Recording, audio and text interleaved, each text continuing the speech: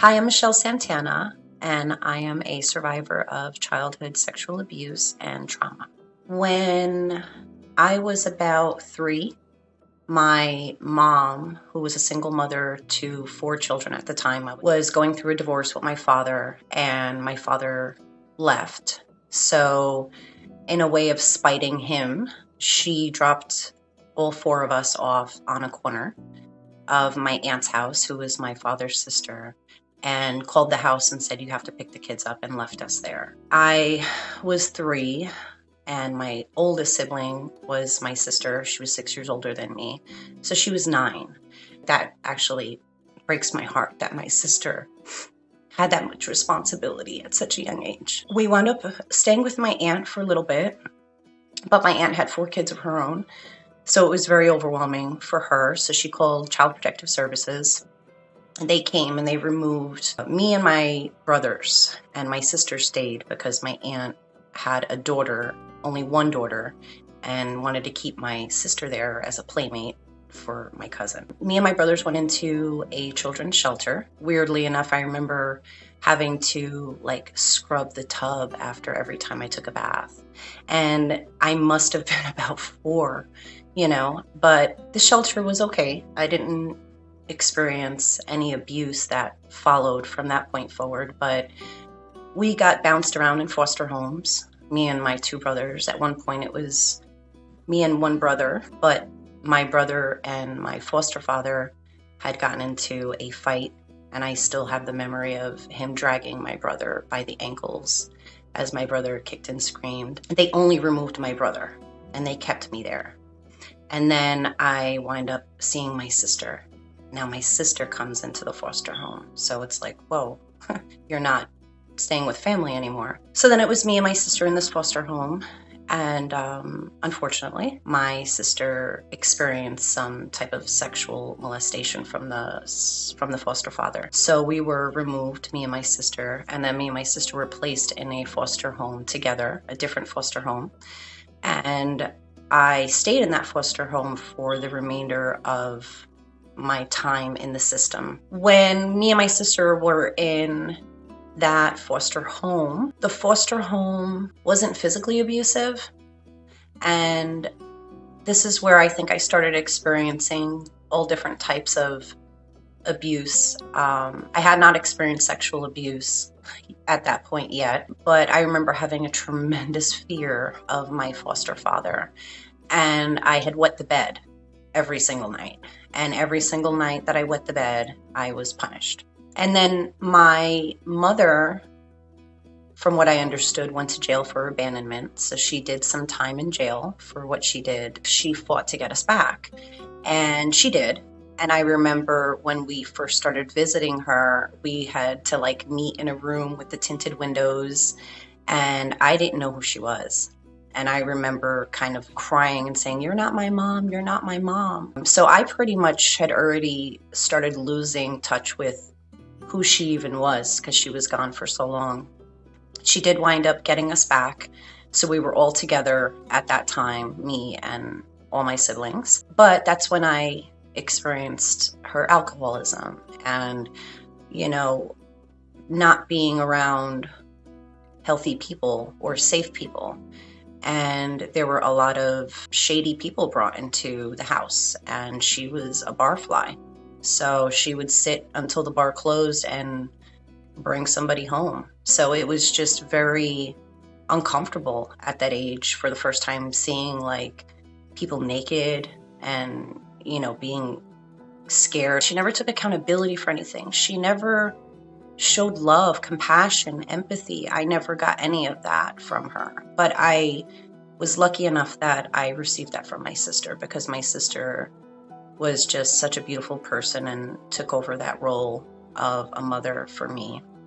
So I am thankful that I had my sister for the time that I did. I was 26 when she passed away. So it's crazy. She was 32 and I've surpassed her age, which is just, it's crazy when you think about stuff like that. And if anything, it's a very big inspiration to me because I feel like I'm not just doing this for me. I'm doing it for her too, because she couldn't find the strength that I was able to find. It's very easy to become a statistic, you know? And when I think about it, I'm like, unfortunately, my sister she falls under the statistic of what this type of childhood is like. I try to remind myself that just from her being in my life for that short time and me having the admiration and the love and respect for her makes me want to be that type of person for my children. So the abuse from my brother began when I was about 9. And the first time I remember it happening, I was asleep. And me and my sister shared a room. My bed was closer to the door. And I remember being awoken by him. And I wasn't sure what was going on. So as he pulled me closer to him, he said, "We have to have sex because I need to practice." He had a girlfriend, like his first girlfriend at the time. And I said, "No." And he said, "Yeah." And of course, he's being aggressive with me. And this particular brother was very combative and aggressive with us all. He was kind of like the sibling that whooped everybody's butt. When he was in his foster family, they put him into jiu-jitsu classes, and he like advanced. So he was like some black belt in jiu-jitsu and would totally use that to his advantage of getting anything he wanted. He basically pinned me down and raped me. And I remember as it was happening, it hurt so bad that I was telling him to stop. This hurts, stop. And he didn't. I remember from that night after, I was terrified to go to sleep. There were times where I would sleep in the closet of my bedroom and like put clothes on top of me in hopes that when he came to look for me, he didn't find me. There was another time where I had slept under my bed, and I do remember him pulling me out by my ankles because he found me, and he raped me again. And I'm not sure how many times he raped me, to be honest. The ages of all of us was, my sister was 6 years older than me. The brother who assaulted me was 5 years older than me. And then my other brother's 3 years older than me. He was in a lot of trouble growing up. He was in and out of juvenile detention centers. There were times where he was gone for months because he was in juvenile jail for stuff that he did. He, now looking back, demonstrates like every characteristic of a psychopath. And my mom knew that he was just such a terror to the family that she would just drink it away. She never took any initiative to really protect us or fix the issues or get him any type of help that he needed. I do remember telling my mom. I remember talking about it with my other brother that I was very close with, telling my sister. But everybody was scared of that brother. Even my own mom. She used to lock herself in her room when she would sleep, just so he wouldn't go in there. But she was okay with leaving us out there with him. So I did vocalize it, but there was just no protection in place. As an adult, I told my brother that I was close to that I was in therapy for what my brother did. And it was so hard to even talk to him about it because it was like nobody spoke of it growing up. And when I brought it up to him, he said, I remember when that happened. And I was like, oh my gosh, wow, I know it happened. But it was huge to just hear that from him. Like, okay, it's not just my story that he has something inside his brain that carries that story too. So it was very comforting to kind of have that conversation with that brother. And I remember him saying to me, I remember I beat the hell out of him, and that's why he stopped. And that made me feel good because the whole time I thought nobody ever did anything about it. When I started really understanding psychological things about people, I started doing research on, the type of abuses that are suffered at the hands of these type of they're psychopaths. As a kid, he would torture animals. And I remember crying because I'm like, no, and he would still do it. It was like getting a kick out of someone being scared and being afraid and killing kittens and birds. He went to juvenile detention center once for lighting a building on fire. This is a building that had many, many apartments with people residing in it. And his excuse to why he burned the building or started the fire in the building was because he was running after a kitten and the kitten ran into the building, so he thought he would just light it on fire. And then to have that child mind grow up into an adult, it's not safe. He's very abusive to his wife, and I've known her since I was in 8th grade. She's been part of our life. So was like my sister. We were very close. And it became very hard for me to come by and even just spend time with her, because I would always think like, okay, when is he coming home so I could get the heck out of here before he gets here? But I also want to see my nephew, and as me and my sister-in-law would talk and I would hear about these things that were going on in the household, it reminded me so much of what I was leaving and what I was getting away from. So it just became very hard because I couldn't hear it anymore.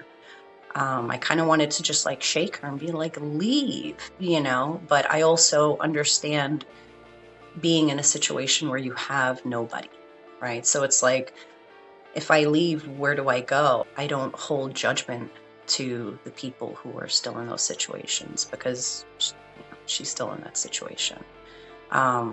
So I just separated myself, and there was a lot of confusion, a lot of anger, and some of them even turned on me and became, in narcissism, there's a term called flying monkeys. And what that is when a narcissist knows that you can like take them down, and before you even get that chance, what they'll do is they'll rally as many people as they can within your life to hear their side of the story and try to flip them against you. So that's what my brother did. And that's essentially why I think my relationship with my other brother dissolved. There were way too many times in my childhood where the people that my mom brought around us sexually violated me as well.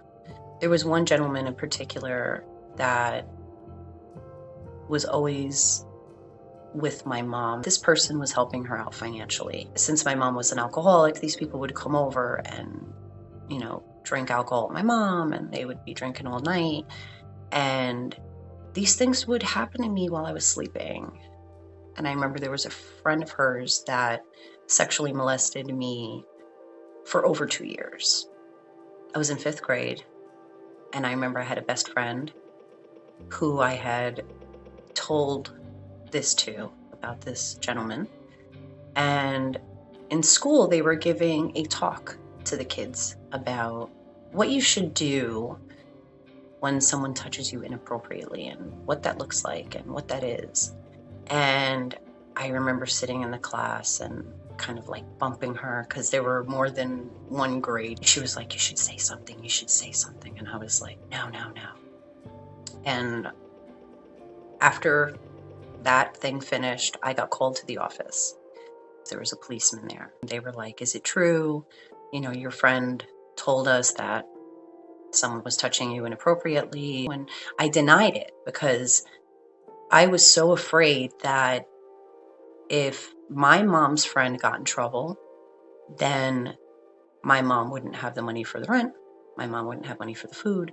That's their MO, right? This is part of their grooming process where, they use those things almost as their bribe. He would give me money. He would give me candy. He would give me, things that for that time, it's like as a kid, it just kind of snaps out of your head and you're like, ooh, candy. And you just like run off. And yeah, so that was one person in particular that the proper steps were taken. because my mother wasn't involved and the school was what did it. So they did take me down to the courthouse, and I remember sitting in a room again with the mirrored windows, kind of like how it was when visitation when I was younger. And they would ask me questions and I would answer. And he got arrested, and we had Child Protective Services involved. I was crying the whole time that I was being interviewed by the cops and everything, because I just knew my mom was going to kill me, you know. And so the Child Protective Service worker was like, don't worry about it. And I remember him making me feel safe, you know, with how he was kind of telling me, like, it's okay, she won't be mad, you know, I'm here. And so I was like, oh, okay. I get home. Of course, my mom was fuming. Um, and not many days later, he was back at my house. And we didn't even get to go to court yet. So now I was even more fearful. He was being held accountable, and my mom was still bringing him into the house every night to drink and to have, you know, a good time. One day, it had to have been months after this person was taken in and arrested. Used to rummage through my mom's top drawer. Feel like every kid does that. They feel like there's some hidden gem in the top drawer. And I remember digging through the top drawer and finding paperwork stating that the case against this gentleman were dropped, that my mom dropped the cases. So unfortunately, that gentleman still remained in my childhood life up until I moved out when I was about 16, 17 years old.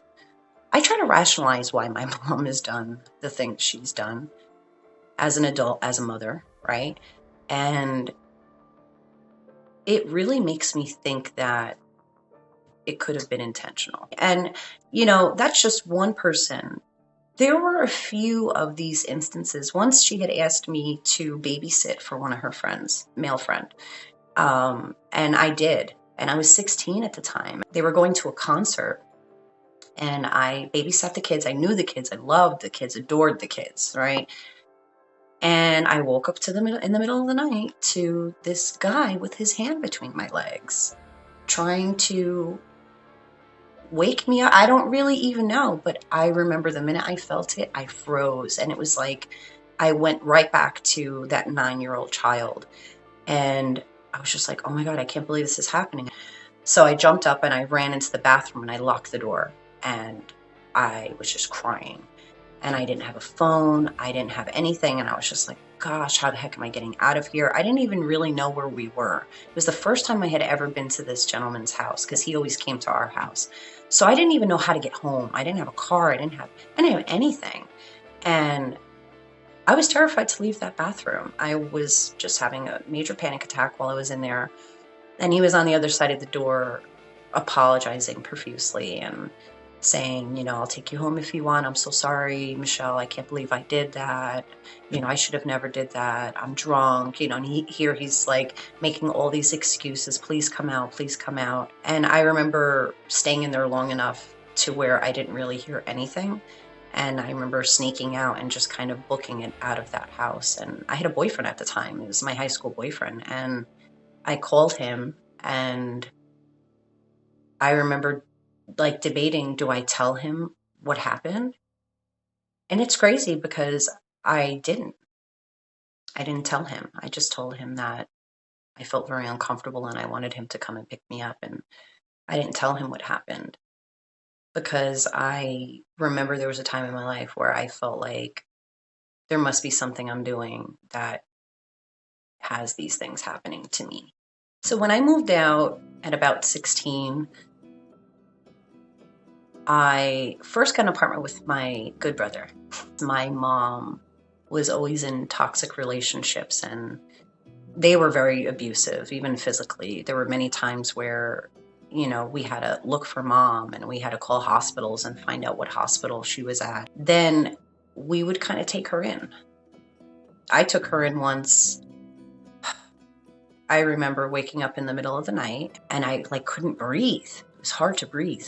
And when I got up from the bed, My mom was sprawled out drunk on my couch, and my stove in my kitchen had all the burners on because she was cold. The back of my stove was melted, like the tiles, the linoleum tiles were melting. And that's what that smell was. It was the smell of that heat. And I remember flipping out and screaming at her, waking her up. She started cursing at me left and right. I was like, you could have killed us.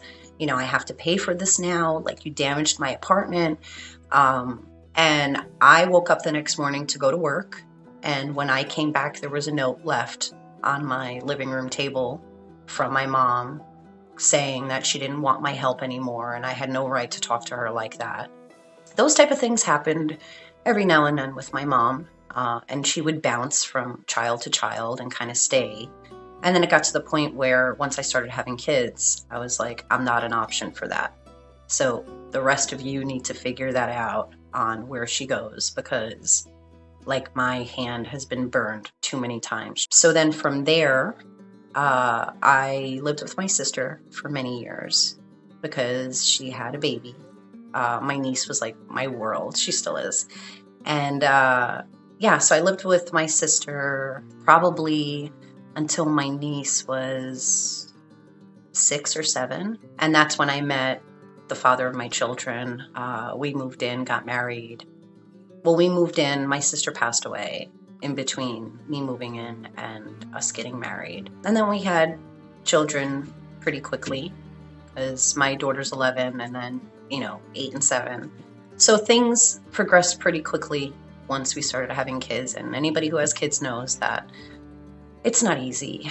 And having 3 is not easy. Having one of the kids being autistic wasn't easy.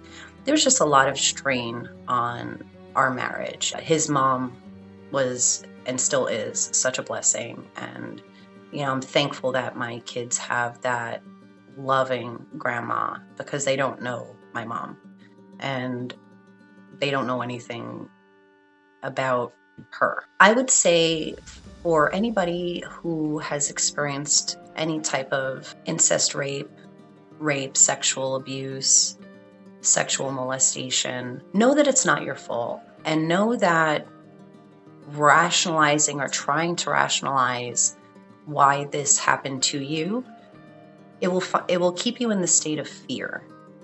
And I feel like once you're able to let go of that fear, the inherited shame, the inherited guilt, you're able to trust in yourself more, build yourself back up. And the ultimate goal is to believe in yourself, because if I wasn't able to find the trust within myself, I think I would have crumbled the second I tried to make the changes that I did. I started my YouTube channel because I realized that as I was making the changes that I was, every step in the way was so crucial and so important, but it goes by so fast. So I wanted to document everything that I was going through, even the smallest of tools that I learned to put on my tool belt, because I know how crucial every little step of that is, and I wanted to be able to share that with anybody who could relate to it. And I remember the day where I would see people talk about their story and I'd go, oh my gosh, I could never do that. But I'm here and I'm doing it. And anytime someone reaches out to me, I never turn my eye. I always try to help in any way that I can. One thing that I always say is that I hope that I'm placed in the path of someone who needs someone like me, whatever that looks like. I know I can't walk past certain things. I can't see certain things and not say something. So if someone needs me to be their advocate, please find a way to place them in my path, and I think about that every single day. Every day I set that intention to be something helpful for someone, because that makes me feel good, because I know what that's like and I know how important it is to receive it when you need it that bad.